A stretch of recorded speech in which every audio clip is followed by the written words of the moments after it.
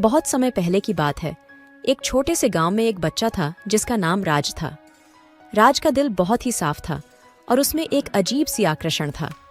उसे लगता था कि वह कुछ विशेष कर सकता है, लेकिन कैसे, यह उसे पता नहीं था। एक दिन राज एक पुराने मंदिर के पास गया। मंदिर के पुजारी ने राज को देखा और उससे एक जादुई कहानी सुनाने का आदान प्रदान किया।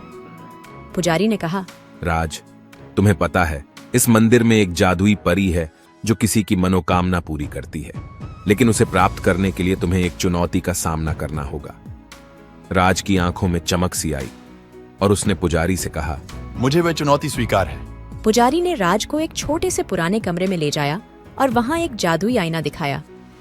आईने में देखने पर किसी की भी चीज नजर आती थी, लेकिन उसका असली रूप नहीं दिखता था। पुजारी ने कहा, राज, तुम्हें इस आईने को 1 महीने तक देखना होगा और फिर तुम्हें एक सवाल पूछना होगा। तुम्हें वह सवाल केवल एक बार ही पूछना होगा और फिर तुम्हें 1 मिनट का समय मिलेगा उसका उत्तर देने के लिए। राज ने हाँ में सिर हिलाया और उसने आईने को देखना शुरू किया। पहले ही दिन से राज ने देखा कि आईने में अजीब सी छवियां दिखाई देने लगीं।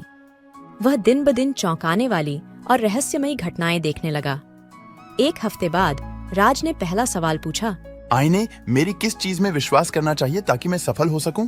आईने में एक बड़ी बारीक सी छवि दिखाई दी और फिर रुकावट से बचते हुए पुजारी ने कहा, राज, तुम्हें इस चीज में विश्वास करना चाहिए कि तुम स्वयं में साहस है और तुम किसी भी मुश्किल का सामना कर सकते हो। राज को यह उत्तर मिला और उसने आगे बढ़ने का निर्णय किया। दूसरे हफ्ते में राज ने देखा कि आईने में उसकी अच्छी और बुरी क्रियाएं दिखाई दे रही थीं।